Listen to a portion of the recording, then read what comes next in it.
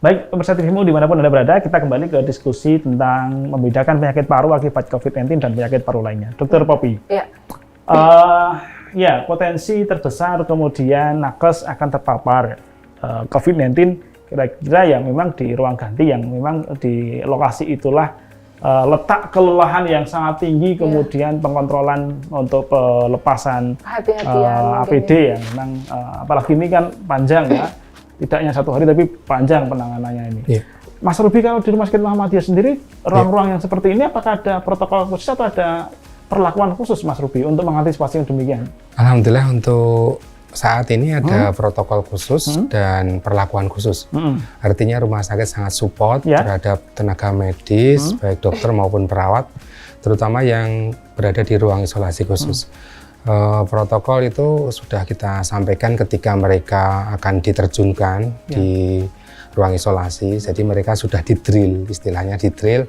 Mereka bagaimana cara menggunakan APD yang benar, cara melepasnya, terus bagaimana untuk menjaga imun tubuh agar selalu tetap bagus, ya, istirahat, makan minum yang bergizi dan sebagainya. Dan support dari rumah sakit cukup luar biasa. Mereka menyediakan suatu tempat untuk stay kita ketika jadi kita diharapkan tidak pulang ke rumah, tapi kita stay di rumah sakit dan untuk logistik makan minum ini dijamin oleh rumah sakit. Sangat luar biasa supportnya. Menunya tambah ya? Menunya ya tambah. Menunya tambah, apa nilai kandungan gizinya yang tambah? Ya, kadang teman-teman ini mohon maaf, jadi tidak biasa makan 4 sehat 5 sempurna, jadi makanannya catering dan sebagainya. Mereka mungkin bosan kadang-kala itu beli pecel lele di luar, pengen yang di luar, makan pedas dan sebagainya. Jadi begitu Mas Budi. Iya, baik. Nah, mengakhiri di segmen kita di episode ini, Dr. Poppy dan Mas Ruby, kalau kemudian seorang sudah dinyatakan positif COVID, kemudian dilakukan tindakan perawatan di rumah sakit dan juga pengobatan. Apakah pasien ini yang sudah dinyatakan sembuh, apakah berpeluang terkena kembali virus COVID-19? Sangat mungkin, selama dia kontak lagi. Jadi COVID ini tidak akan membuat, belum ada penelitiannya yang bahwa kalau sudah kena COVID, kita terjadi kekebalan tubuh, tidak. Jadi sangat mungkin kalau dia ternyata kontak lagi dengan pasien COVID positif, dia akan mungkin tertular. Artinya memang peluang itu tetap ada ya? Tetap ada. Bukan berarti kemudian ketika warga atau pasien COVID positif, lalu kemudian dinyatakan sembuh, maka kemudian dia merdeka tidak terkena lagi, bukan ya? Tidak, betul sekali. Bahkan kalau kita lihat kasus-kasus di luar negeri, bahwa ada yang dikatakan reinfeksi, terulang lagi seperti itu. Dan kalau kemudian yang demikian, apakah dampaknya lebih serius, Dr. Poppy? Kalau saya pribadi belum menemukan kasusnya, tapi kalau laporan-laporan jurnal luar negeri, sepertinya recovery-nya cepat baik. Iya. Artinya kalau misalnya seorang kemudian terkena COVID, dinyatakan positif, ada tindakan perawatan, kemudian dilakukan uji, ternyata sudah negatif itu ya? 2 kali negatif. Insya Allah dia bebas COVID. Ya, gitu. Kemudian dia pulang. Isolasi dulu, dipulang pun masih isolasi lagi di rumah 14 hari. Nah setelah itu dia tidak ada masalah, dia boleh aktivitas lagi. Nah yang sekarang sedang diteliti itu adalah ini di rumah aja nih, loh ada lagi keluhan kemarin. Nah makanya ada yang beberapa para ahli menyangkal reaktivasi, atau ada yang bilang itu terreaktivasi lagi. Nah seperti itu. Karena memang ilmu baru ya, penyakit baru, ilmu baru.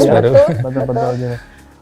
Proses reaktivasi ini memang apakah memang harus melalui perantara bertemu dengan orang lain yang terindikasi COVID, atau bisa jadi virus itu akan muncul kembali, Dr. Poppy? Itu yang lagi diteliti tadi saya bilang. Jadi saya juga masih menunggu. Jadi kalau beberapa jurnal bilang ini reaktivasi, tapi disangkal dengan jurnal lainnya, ya kita lihat dulu, kita wait and see ya. Apa memang, karena kan tidak tahu diteliti nih yang reaktivasi itu apa dia memang langsung pergi-pergi, apa memang dia hanya isolasi di rumah saja, terus muncul lagi keluhan seperti itu. Iya, dan ini saya kira menarik ya untuk kemudian menjadi panduan kita semua bahwa warga yang sudah dinyatakan negatif pasca perawatan untuk ya kemudian tidak sesuka hati.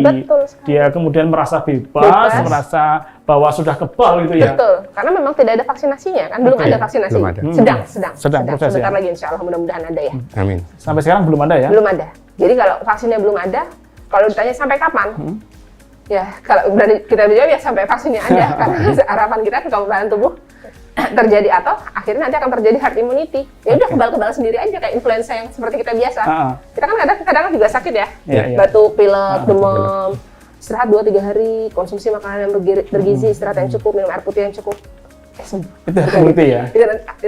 Tapi itu mungkin karena karena mungkin influenza sudah cukup lama dan kita sudah cukup familiar ya. Betul. Untuk familiar dengan virus COVID saya kira kan juga butuh waktu yang sangat panjang kan. Betul, makanya kan saya bilang lama-lama. Lama-lama akan jadi seperti itu. Nah itu dia, lama-lamanya mungkin jadi setahun ke depan ya. Betul, panjang sekali ya. Lama-lama kebal sendiri ya, mudah-mudahan orang Indonesia ya. Baik, ada nggak strategi khusus agar kemudian tadi mengenai herd immunity tadi ya?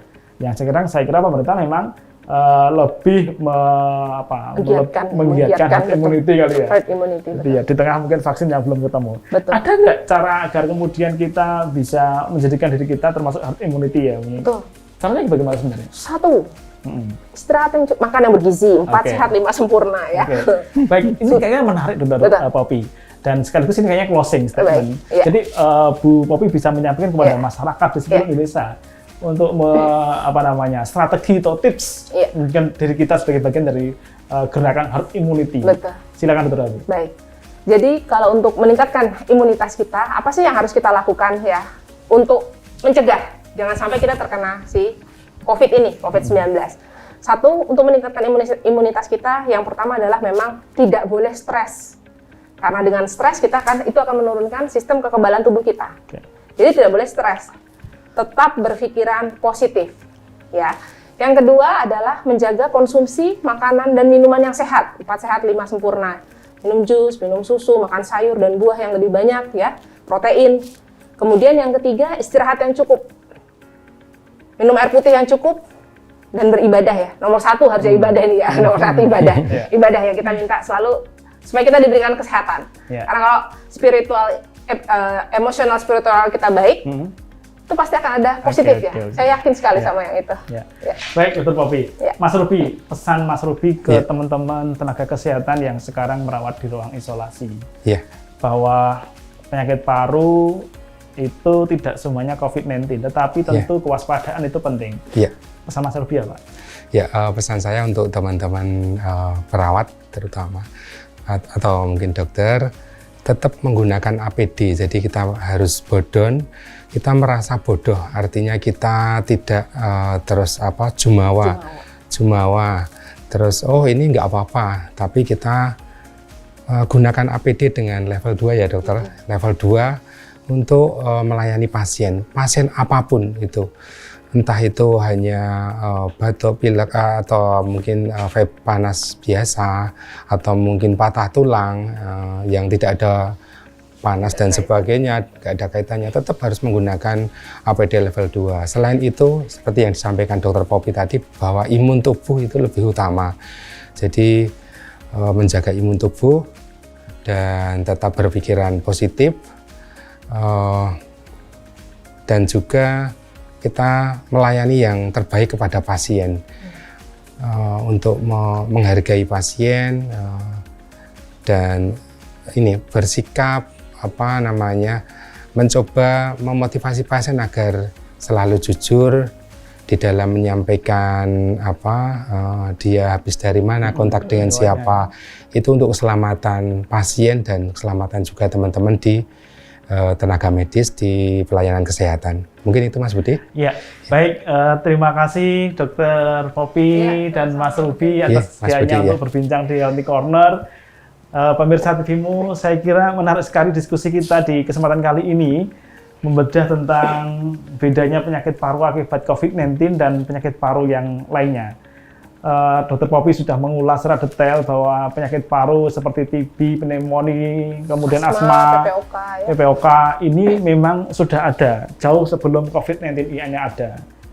Dan penyakit-penyakit ini tentu, atau yang kemudian kita sebut sebagai comorbid ini tentu sangat beresiko kalau kemudian ditambah lagi dengan kehadiran COVID.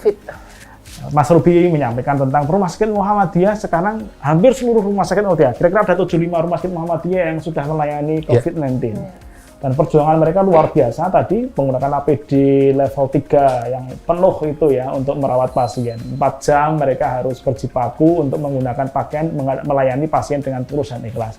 Terima kasih Dr. Poppy, Mas Ruby atas sedianya untuk hadir di Healthy Corner. Dan kita akan undang kembali nanti lain waktu ngobrol kembali tentang COVID-19, pencegahan dan pemutusan rantai penyebaran di Indonesia. Baik. Pemirsa TVmu dimanapun Anda berada, terima kasih atas partisipasi dan kehadirannya di Healthy Corner kali ini. Kita akan ketemu lagi di program Healthy Corner berikutnya, di episode berikutnya dengan tema yang berbeda dan narasumber yang berbeda. Terima kasih dan kita kembali di lain waktu. Terima kasih. Assalamualaikum warahmatullahi wabarakatuh. Waalaikumsalam warahmatullahi wabarakatuh.